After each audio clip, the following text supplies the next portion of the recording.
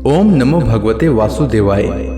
भगवान बृहस्पति देव की पूजा अर्चना के लिए बृहस्पतिवार को व्रत करके बृहस्पतिवार व्रत की कथा का श्रवण करना चाहिए। बृहस्पतिवार का व्रत करने और व्रत कथा सुनने से स्त्री पुरुषों की सभी मनोकामनाएं पूरी होती है। इस व्रत से धन संपत्ति की प्राप्ति होती है, निसंतानों को पुत्र प्राप्ति होती है, परिवार में सुख शांति बनी रहती है, सभी आनंद पूर्वक रहते हैं। अब आइए सुनते हैं बृहस्पतिवार व्रत कथा। प्राचीन समय की बात है। भारत में एक राजा राज्य करता था। वह बड़ा प्रतापी तथा दानी था। वह नित्य प्रति मंदिर में भगवत दर्शन करने जाता था। वह ब्राह्मण और गुरु की सेवा किया करता था। उसके द्वार से कोई भी याचक निराश होकर नहीं लौटता था। वह प्रत्येक गुरुवार को व्रत रखता एवं पूजन करता था। हर दिन गरीबों की सहायता करता था। परंतु यह सब बातें उसकी रानी को अच्छी नहीं लगती थी। वह न तो व्रत करती और न किसी को एक भी पैसा दान में देती थी। वह राजा से भी ऐसा करने को मना किया करती थी। एक समय की बात है।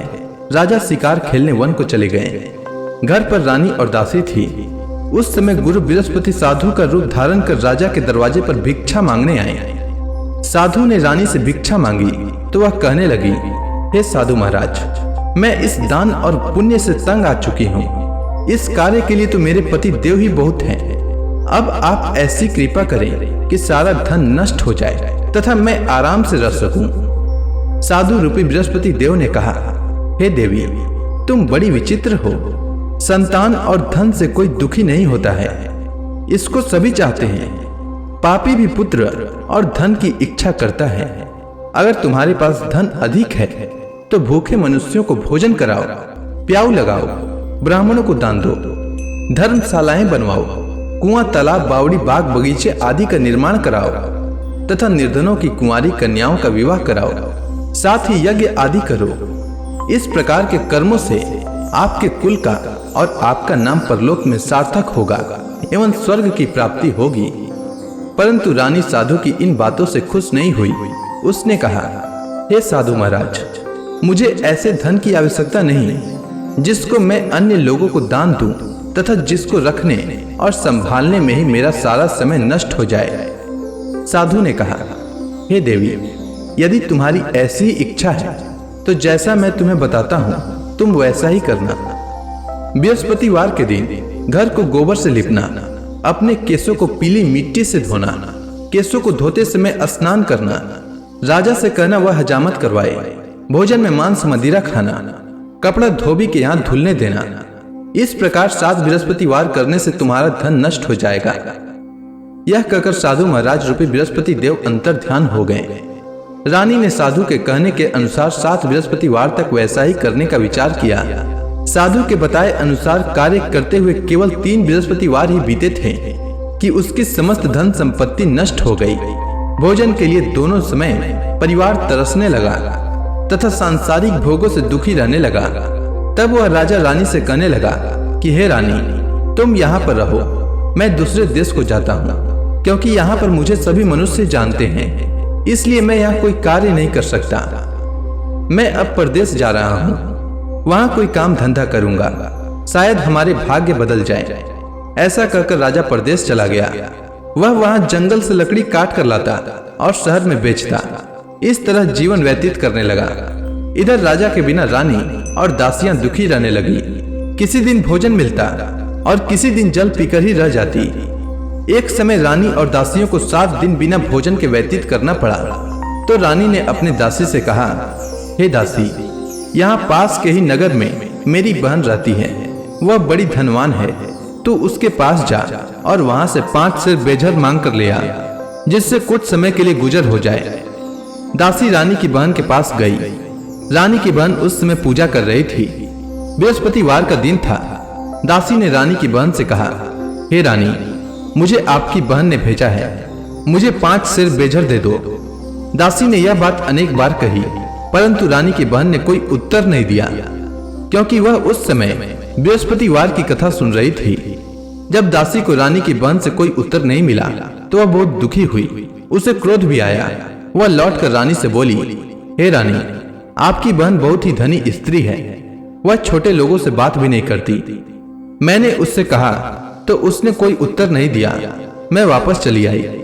रानी बोली, हे दासी, इसमें उसका कोई दोष नहीं है। जब बुरे दिन आते हैं तब कोई सहारा नहीं देता। अच्छे बुरे का पता विपत्ति में ही लगता है। जो ईश्वर की इच्छा होगी वही होगा। यह सब हमारे भाग्य का दोष है। उधर रानी की बहन ने सोचा कि मेरी बहन की दासी आई थी, परंतु मैं उससे नहीं बोली। इससे वह बहुत दुखी हुई होगी।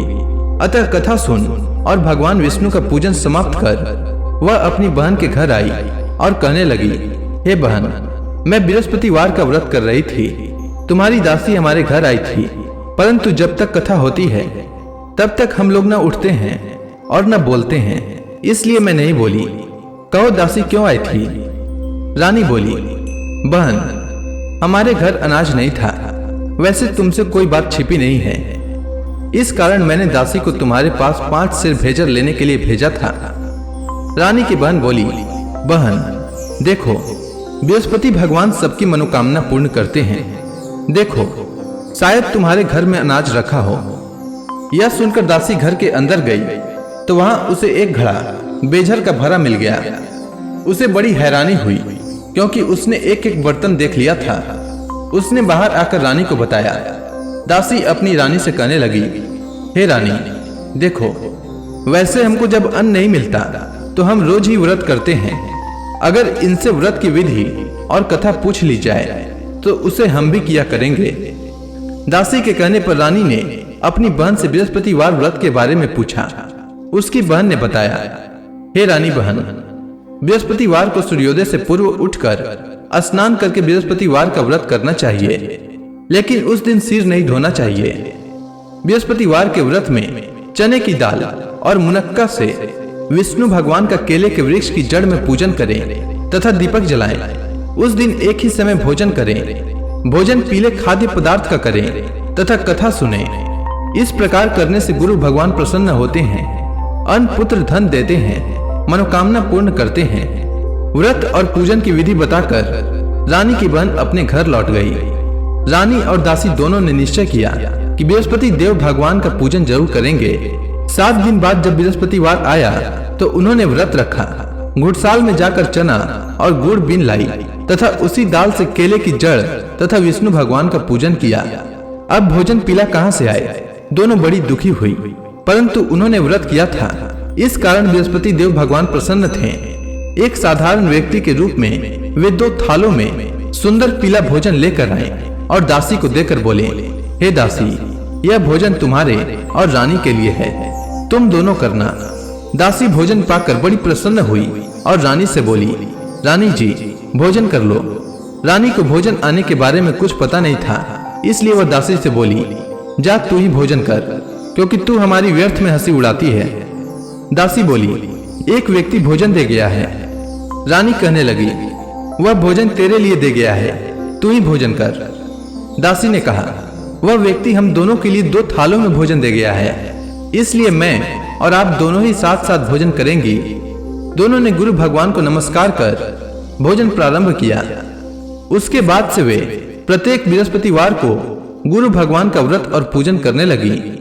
बृहस्पति भगवान की कृपा से उनके पास धन हो गया, परंतु रानी फिर से पहले की ही तरह आलस्य करने लगी। तब दासी बोली, देखो रानी, तुम पहले भी इस प्रकार आलस्य करती थी। तुम्हें धन के रखने में कष्ट होता था, इस कारण सभी धन नष्ट हो गया। अब गुरु भगवान की कृपा से धन मिला है तो फिर तुम्हें आलस्य होता है। बड़ी मुसीबतों के बाद हमने यह धन पाया है, इसलिए हमें दान पुण्य करना चाहिए। तुम भूखे मनुष्यों को भोजन कराओ, प्याऊ लगवाओ, ब्राह्मणों को दान दो, कुआं तालाब बावड़ी आदि का निर्माण कराओ, मंदिर पाठशाला बनवाकर दान दो, कुंवारी कन्याओं का विवाह करवाओ। धन को शुभ कार्यों में खर्च करो, जिससे तुम्हारे कुल का यश बढ़े तथा स्वर्ग प्राप्त हो और पितृ प्रसन्न हो। दासी की बात मानकर रानी ने इसी प्रकार के कर्म करने प्रारंभ किए, जिससे उनका काफी यश फैलने लगा। एक दिन रानी और दासी आपस में विचार करने लगी कि न जाने राजा किस दशा में होंगे, उनकी कोई खोज खबर नहीं है। गुरु भगवान से उन्होंने प्रार्थना की और भगवान ने रात्रि में राजा को स्वप्न में कहा, हे राजा, उठ, तेरी रानी तुझको याद करती है, अब अपने देश को लौट जा। राजा प्रातः काल उठकर जंगल से लकड़ियां काट कर लाने के लिए जंगल की ओर चल पड़ा। जंगल से गुजरते ही वह सोचने लगा, रानी की गलती से उसे कितने दुख भोगने पड़े। राजपाट छोड़कर उसे जंगल में आकर रहना पड़ा। जंगल से लकड़ियां काटकर उन्हें बेचकर गुजारा करना पड़ा। उसी समय उस जंगल में बृहस्पति देव एक साधु का रूप धारण कर आए और राजा के पास आकर बोले, हे लकड़हारे, तुम इस सुनसान जंगल में किस चिंता में बैठे हो, मुझे बतलाओ। यह सुनकर राजा के नेत्रों में जल भर आया और साधु की वंदना कर बोले, हे प्रभु, आप सब कुछ जानने वाले हैं। इतना कहकर राजा ने साधु को अपनी संपूर्ण कहानी सुना दी। महात्मा दयालु होते हैं। वे राजा से बोले, हे राजा, तुम्हारी पत्नी ने बृहस्पति देव के प्रति अपराध किया था, जिसके कारण तुम्हारी यह दशा हुई है। अब तुम किसी प्रकार की चिंता मत करो, भगवान तुम्हें पहले से अधिक धन देंगे। देखो, तुम्हारी पत्नी ने बृहस्पतिवार का व्रत प्रारंभ कर दिया है। अब तुम भी बृहस्पतिवार का व्रत करके चने की दाल व गुड़ जल के लोटे में डालकर केले का पूजन करो, फिर कथा सुनो। भगवान तुम्हारी सब मनोकामनाओं को पूर्ण करेंगे। साधु को प्रसन्न देखकर राजा बोला, हे प्रभु, मुझे लकड़ी बेचकर इतना पैसा भी नहीं बचता जिससे भोजन करने के उपरांत कुछ बचा सकूं। मैंने रात्रि में अपनी रानी को व्याकुल देखा है। मेरे पास कोई साधन नहीं जिससे समाचार जान सकूं। फिर मैं बृहस्पति देव की क्या कहानी सुनूं? मुझको तो कुछ भी मालूम नहीं है। साधु ने कहा, हे राजा, तुम किसी बात की चिंता मत करो। बृहस्पतिवार के दिन तुम रोजाना की तरह लकड़ियां लेकर शहर में जाओ। तुम्हें रोज से 2 गुना धन प्राप्त होगा, जिससे तुम भली भांति भोजन कर लोगे तथा बृहस्पति देव की पूजा का सामान भी आ जाएगा। इसके बाद राजा ने साधु के कहे अनुसार बृहस्पतिवार का व्रत किया। बृहस्पतिवार का व्रत करने से राजा के दिन सुधर गए। इसके बाद वह अपनी रानी के पास गया और फिर दोनों आनंद से जीवन यापन करने लगे। इसलिए सुख समृद्धि की कामना करने वाले मनुष्यों को बृहस्पतिवार का व्रत करना चाहिए और बृहस्पति देव की पूजा करनी चाहिए। साथ ही बृहस्पतिवार व्रत की कथा सुनना चाहिए। तो प्रेम से बोलिए विष्णु भगवान की जय, बृहस्पति देव की जय, समस्त देवी देवताओं की जय।